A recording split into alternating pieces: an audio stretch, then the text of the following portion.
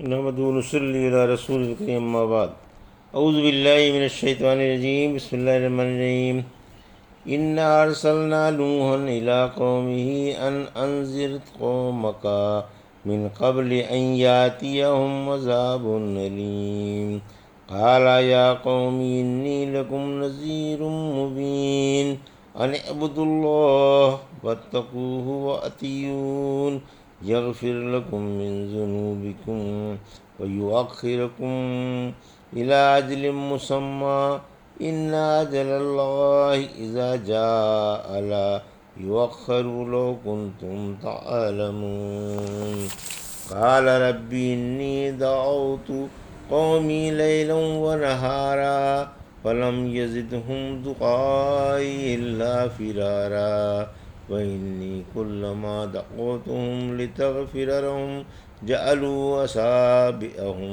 في آذانهم واستغشوا ثيابهم وأسروا واستكبروا استكبارا ثم إني دعوتهم جهارا ثم إني أعلنت لهم وأسررت لهم إسرارا فقلت استغفروا ربكم إنه كان غفارا يرسل السماء عليكم مدرارا ويمددكم بأموال وبنين ويجعل لكم جنات ويجعل لكم أنهارا ما لكم لا ترجون لله وقارا وقد خلقكم أطوارا ألم تروا كيف خلق الله سبع سماوات طباقا وجعل القمر فيهن نورا وجعل الشمس سراجا والله أنبتكم من الأرض نباتا ثم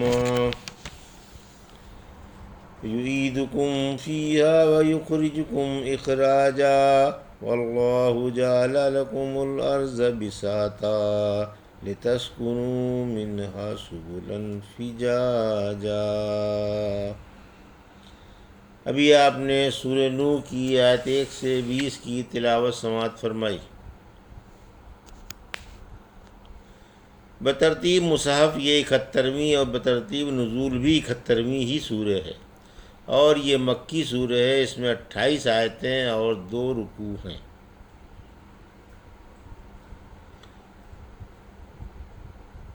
پیش ہے ان آیتوں کا ترجمہ اور تفسیر ابن کثیر سے۔ بسم اللہ الرحمن الرحیم۔ انا ارسلنا نوحا الی قومہ ان انذر قومک من قبل ان یاتیہم عذاب علیم۔ آیت 1۔ قال یا قوم انی لکم نذیر مبین۔ آیت 2۔ ان اعبدوا اللہ واتقوہ واتیون۔ آیت 3۔ یغفر لکم من ذنوبکم ویؤخرکم الی اجل مسمی ان اجل اللہ اذا جاء لا یؤخر لو کنتم تعلمون۔ آیت 4۔ ترجمہ۔ میں اللہ کے نام سے شروع کرتا ہوں جو بڑا مہربان اور شفیق ہے۔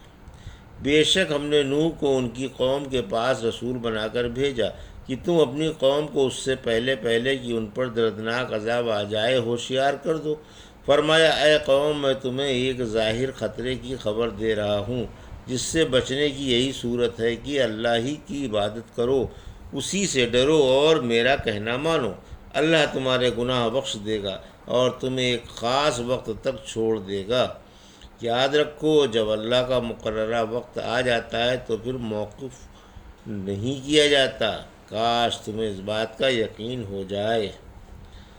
یہ تھا ترجمہ سورہ نوح کی آیت 1 سے 4 کا۔ تفسیر۔ دعوت نوح۔ اللہ نے حضرت نوح علیہ السلام کو ان کی قوم کے پاس رسول بنا کر بھیجا تاکہ عذاب آنے سے پہلے قوم کو چوکنا کر دیا جائے کہ اگر وہ عذاب آنے سے پہلے گناہوں سے توبہ کر کے اپنی اصلاح کر لیں گے تو عذاب نہیں آئے گا اور زندگی کی لذتوں سے بدستور لطف اندوز رہیں گے۔ آیت 2۔ اللہ کے رسول صلی اللہ علیہ وسلم نے فرمایا کہ میں تمہیں صاف آگاہ کر رہا ہوں کہ اللہ کے آنے والے عذاب سے ڈر جاؤ۔ آسمانی عذاب سروں پر منڈلا رہا ہے، اب بھی وقت ہے، سچے دل سے توبہ کر کے اپنی اصلاح کر لو۔ آیت 3۔ آسمانی عذاب سے بچنے کی صورت۔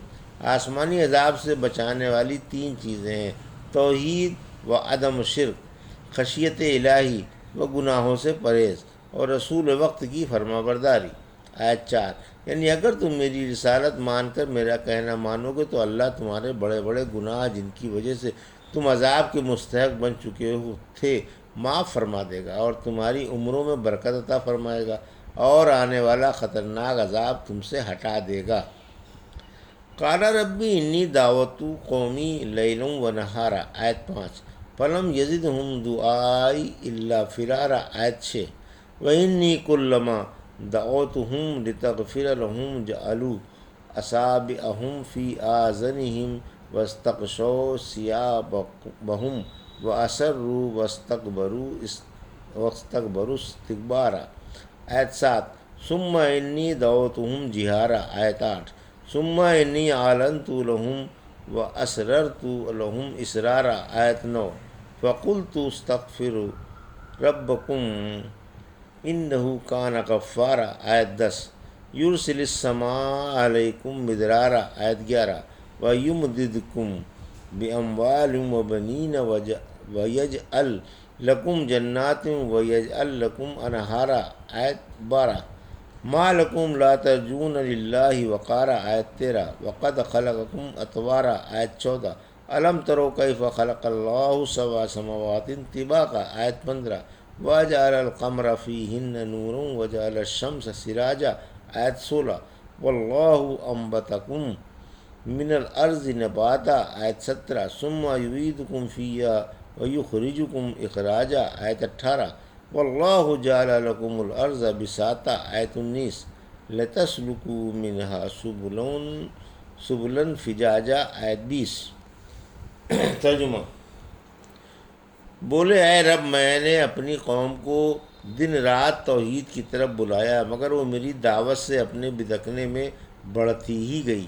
میں نے جب کبھی انہیں تیری بخشش کی طرف بلایا تو انہوں نے کانوں میں انگلیاں ٹھونس لیں، کپڑے اوڑھ لیے، اڑ گئے اور کمال سرکشی اختیار کر لی۔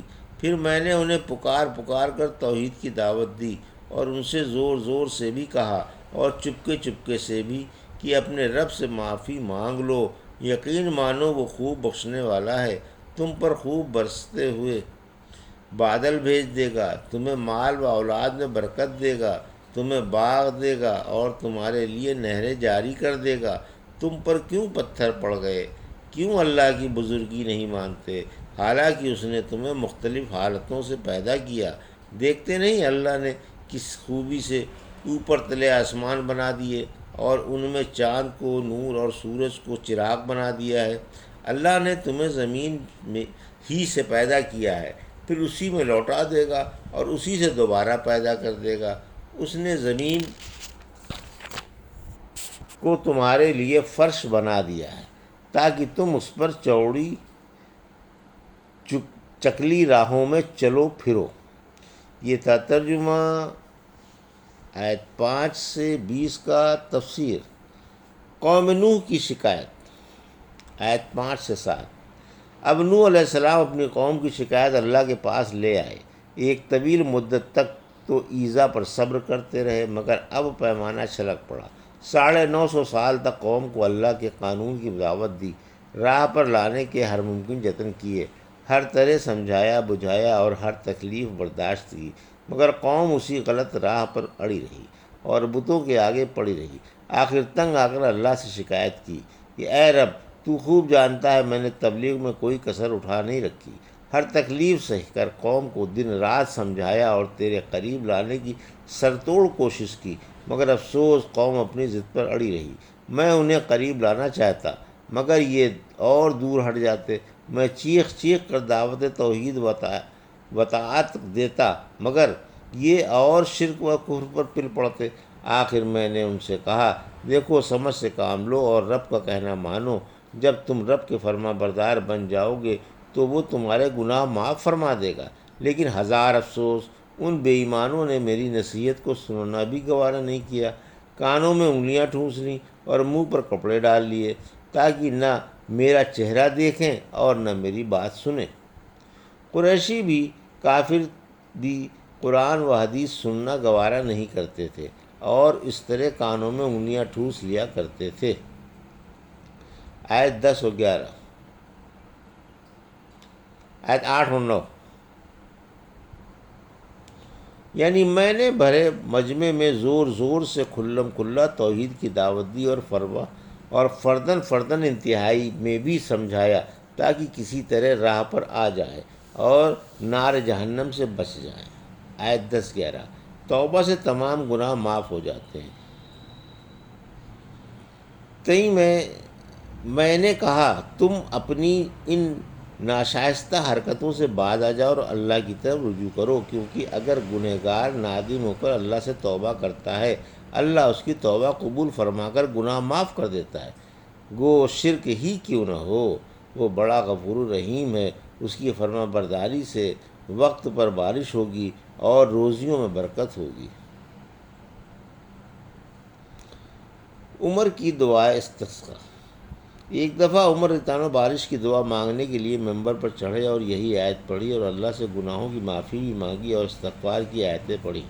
پھر فرمایا میں نے بارش تمام آسمانی راہوں سے جن سے بارش مانگی جا سکتی ہے مانگ لی ہے۔ آیت 12، ترغیب و ترہیب۔ جب تم سچے دل سے توبہ کر کے گناہوں سے معافی مانگ لو گے اور فرما بردار بن کر آئندہ زندگی گزارو گے تو تم پر بارش کی ارزانی اور روزی کی فراوانی ہوگی اور آسمانی برکتوں سے مالا مال اور ارضی برکتوں سے خوشحال ہو جاؤ گے۔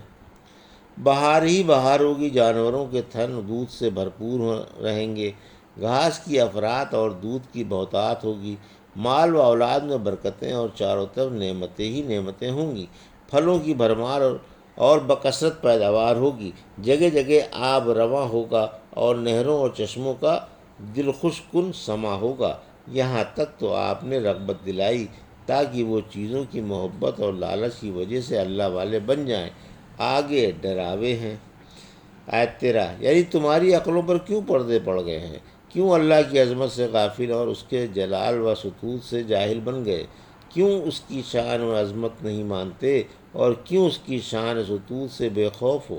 آیت 14، اللہ ہی نے تمہیں مختلف حالتوں سے پیدا کیا، منی کے قطرے سے، پھر جمے ہوئے خون سے اور پھر لوتھڑے سے بنایا۔ کیا اب بھی رب کی عظمت نہیں مانو گے اور اس کی ہمگیر قدرت کے قائل نہ ہوگے؟ آیت 15-16، رب کی قدرت کے چند بڑے بڑے نمونے، رب کی قدرت کی ہمگیری کے بڑے بڑے نمونے دیکھو۔ اس نے اوپر تلے 7 آسمان بنائے، اگرچہ دیکھنے میں ایک ہی آتا ہے مگر ہیں 7۔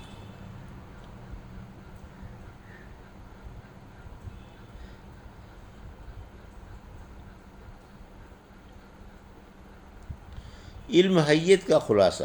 علم حیت والے بھی 7 ہی بتاتے ہیں، ان کا جس سے ادراک ہوتا ہے، یعنی تاروں کی رفتار سے اور ان کے گہنانے سے، کیونکہ متحرک تارے بڑے 7 ہیں جنہیں سبا سیارہ کہتے ہیں، ان میں سے ہر ایک کو دوسرے کی جگہ سے گہن لگتا ہے۔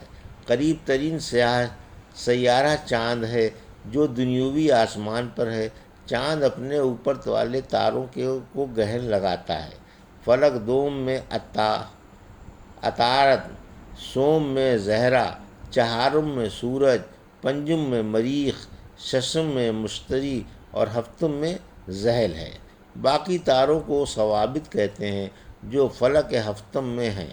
ارباب دیانت کی اصطلاح میں اس کا نام کرسی ہے۔ فلک نہم، فلک اطلس، اسیر کی حرکت 8ویں افلاک کی حرکت کے خلاف ہے اور تمام افلاک کی حرکات کا مبدا ہے۔ یہ حرکت مغرب سے مشرق کی طرف ہے، باقی 8 افلاک کی حرکت مشرق سے مغرب کی طرف ہے۔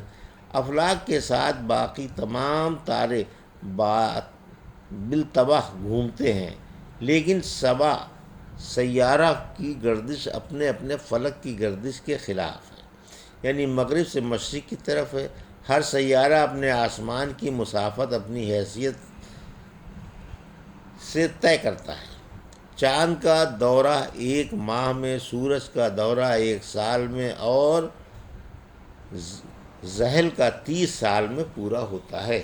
یہ تفاوت اپنے اپنے فلک کی وسعت کی وجہ سے ہے، ورنہ سرعت میں سب یکساں ہیں۔ یہ علم حیت کا خلاصہ ہے، اس میں کچھ اختلافات بھی ہیں جن کا بیان ہمارے موضوع سے خارج ہے۔ ہماری غرض صرف اتنی ہی ہے کہ اللہ نے اوپر تلے 7 آسمان بنائے اور ان میں سورج چاند بنا دیے جن کی روشنی میں تفاوت ہے۔ ہر ایک اللہ کی عظیم الشان قدرت کا نمونہ ہے۔ انہی سے دن رات پیدا ہوتے ہیں، چاند کی مقررہ منزلیں ہیں اور گھٹتا بڑھتا بھی رہتا ہے کہ مہینے اور سال معلوم ہو جائیں۔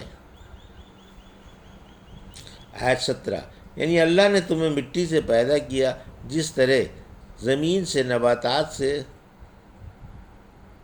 نباتات پیدا ہوتے ہیں۔ آیت 18، اللہ مرنے کے بعد تمہیں زمین میں ہی لوٹا دے گا اور قیامت کے دن دوبارہ پیدا کر دے گا۔ ابتدا بھی مٹی سے کی تھی۔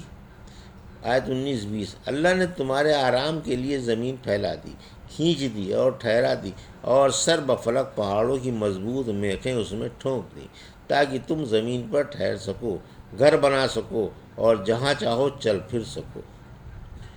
محسن اعظم کا حق، غرض یہ کہ اللہ کے نبی صلی اللہ علیہ وسلم نے قوم کے سامنے اللہ کی ہمگیر قدرت کے چند بڑے بڑے نمونے رکھے اور یہ بات جتائی کہ جس نے تمہیں زمین و آسمان کی برکتیں دیں، جو تمام دنیا کا خالق اور رازق ہے، اور جس کی قدرت کے یہ چند نمونے تمہارے سامنے ہیں، کیا اس کا اتنا بھی حق نہیں کہ تم اسی کی پرستش اور اس کے کہنے سے اس کے سچے رسول کی پیروی کرو؟ تمہارا فرض ہے کہ اسی کی عبادت کرو اور شرک سے بچو، کیونکہ اس کا کوئی نظیر و مثل اور ہمسر بکفو نہیں، نہ اس کی شان کے لائق بیوی بچے ہیں اور نہ وزیر و مشیر۔ وہ سب سے بلند و برتر اور کل کائنات کا رب ہے۔ سبحان اللہ و بحمدہ، سبحان اللہ العظیم۔